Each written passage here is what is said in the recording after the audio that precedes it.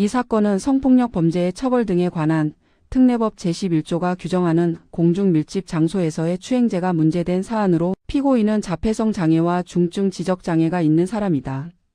2021년 6월 24일 밤 11시 15분경 부산도시철도 1호선 전동차 안에서 피고인은 19세 여성 피해자의 옆자리에 앉아 자신의 오른팔 상방 맨살을 피해자의 왼팔 상방 맨살에 밀착시키며 비비는 방식으로 신체 접촉을 하였고, 피해자가 이를 피해 자리를 옮기자 다시 피해자의 옆자리로 이동하여 같은 행위를 반복하였다는 공소사실로 기소되었다. 원심은 이러한 행위 태양과 피해자 및 목격자의 진술, 그리고 피고인의 과거 심리평가 결과와 수사 과정에서의 일부 응답 등을 근거로 피고인의 행위가 단순한 자폐성 장애로 인한 상동행동이나 강박적인 빈자리 채우기 행동에 불과하다는 주장을 배척하고 추행의 고의를 인정하여 유죄를 선고하였다.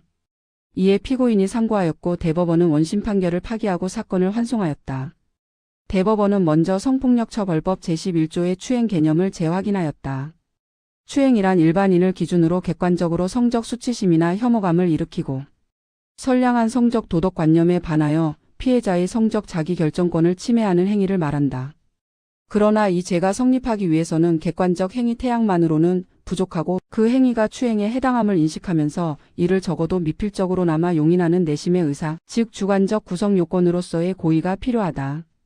피고인이 고의를 부인하는 경우 고의는 내심의 상태이므로 직접 증거로 증명되기 어려운 것이 보통이며, 결국 고의와 상당한 관련성이 있는 간접사실을 종합하여 판단할 수밖에 없다.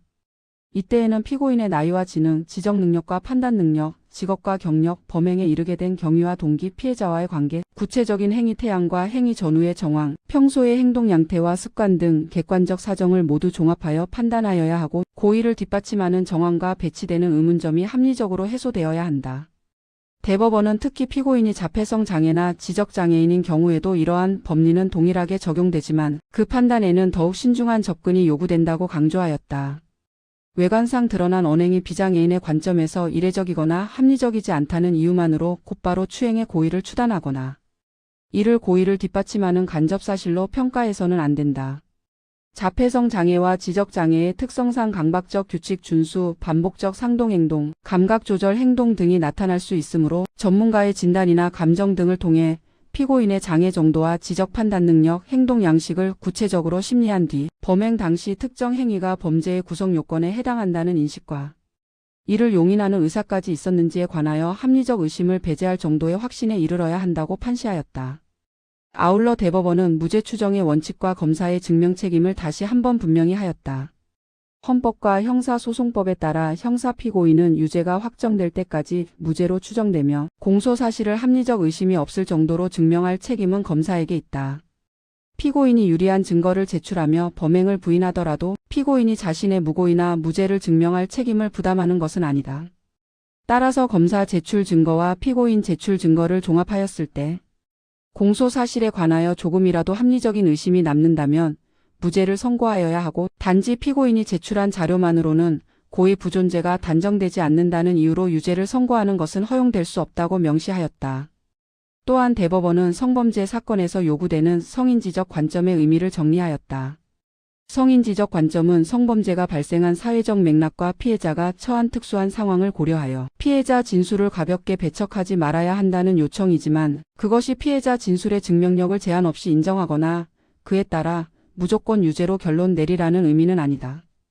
피해자 진술의 합리성과 타당성, 객관적 정황과 경험칙을 종합하여 볼 때 증명력을 인정하기 어려운 경우도 있을 수 있으며, 특히 피해자 진술이 사실상 유죄를 뒷받침하는 유일한 증거가 되는 구조에서는 그 진술의 신빙성을 인정하더라도 피고인의 반대 주장과 제출된 자료, 객관적 정황을 모두 종합한 결과 법관이 합리적 의심을 배제할 정도의 확신에 이르지 못한다면 피고인의 이익으로 판단해야 한다고 하였다.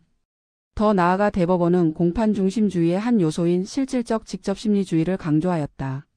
수사기관이 작성한 피의자 신문조서는 문답 과정을 그대로 옮긴 녹취록이 아니라 수사기관의 관점에서 요약 정리한 문서에 불과하며, 진술 당시의 태도와 뉘앙스, 피조사자의 지적 능력과 판단 능력 같은 중요한 요소를 정확히 반영하기 어렵다는 본질적 한계를 지닌다.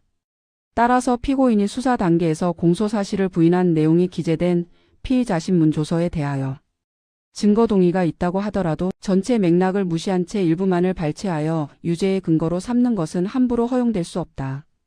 특히 이 사건처럼 장애로 인한 인지판단 능력 평가가 핵심 쟁점인 경우에는 객관적이고 전문적인 자료에 대한 적법한 증거 조사를 거치지 않은 채 조서 일부만으로 피고인의 상태를 추단하는 것은 공판 중심주의와 실질적 직접심리주의에 반한다고 보았다.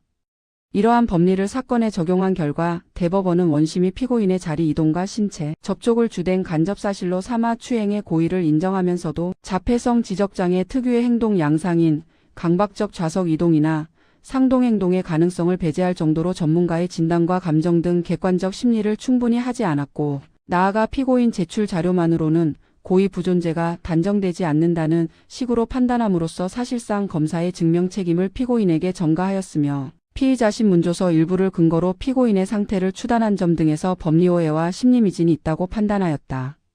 그 결과 원심 판결을 파기하고 사건을 환송하였다. 이 판결은 공중 밀집 장소에서의 추행죄에서 추행의 객관적 의미를 전제로 하면서도 특히 고의를 부인하는 사건에서 고의를 간접사실로 인정하는 방법을 정교하게 제시하였다. 자폐성 장애나 지적장애가 있는 피고인의 경우 비장애인의 관점에서 이례적으로 보이는 행동만으로 고의를 추단해서는 안 되며 전문가 평가를 토대로 합리적 의심을 해소해야 한다는 점을 분명히 하였다. 또한 무죄 추정과 검사의 증명책임 원칙을 재확인하여 피고인 증거가 부족하다는 이유로 유죄를 선고하는 오류를 명확히 배척하였고, 성인지적 관점을 존중하면서도 그것이 유죄의 자동화로 이어져서는 안 된다는 균형점을 제시하였다. 나아가 조서 중심 판단을 경계하고 실질적 직접심리주의를 강조함으로써 장애 사건에서 특히 중요한 인지판단 능력 평가가 공판에서 객관적 자료에 따라 충분히 심리되어야 함을 분명히 했다는 점에서 이 판결은 변호사 시험은 물론 향후 실무에도 큰 함의를 지니는 판례로 평가할 수 있다.